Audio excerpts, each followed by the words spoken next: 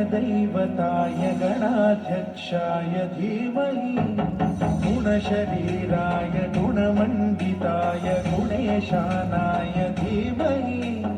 गुणातीताय गुणाधीशाय गुणप्रविष्टाय धीमहि एकदन्ताय वक्रतुण्डाय गौरीतनयाय धीमहि गजेशानाय भालचन्द्राय श्रीगणेशाय धीमहि एकदन्ताय वक्रतुण्डाय गौरीतनयाय धीमहि गजेशानाय भालचन्द्राय श्रीगणेशाय धीमहि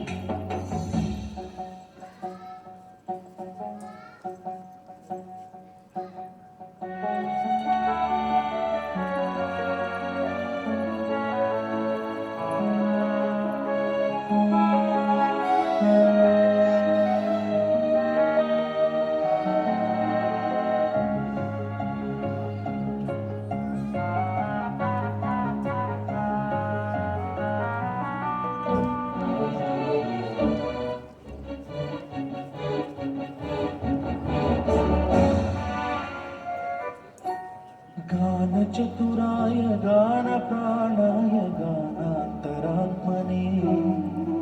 गानोत्सुकाय गानमत्ताय गानोत्सुकमनसे गुरुपूजिताय गुरुदैवताय गुरुकुलस्थायिने गुरुविक्रमाय गुह्यप्रवराय गुरवे गुणगुरवे गुरुदैत्यकलक्षेत्रे गुरुदैव सदाराध्याय गुरुपुत्रपरित्रात्रे गुरुपाखण्डखण्डकाय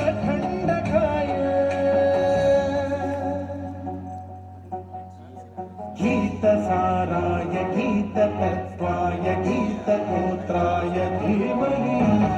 गूढगुल्फाय गन्धमत्ताय गोजयप्रदाय धीमहि गुणातीताय गुणाधीशाय गुणप्रविष्टाय धीमहि एकदन्ताय वक्रतुण्डाय गौरीतनयाय धीमहि गजेशानाय बालचन्द्राय श्रीगणेशाय धीमहि एकदन्ताय वक्रतुण्डाय गौरीतनयाय धीमहि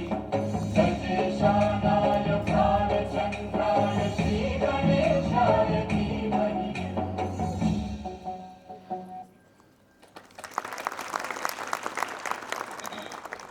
सुंदर अभिव्यक्ति बेन।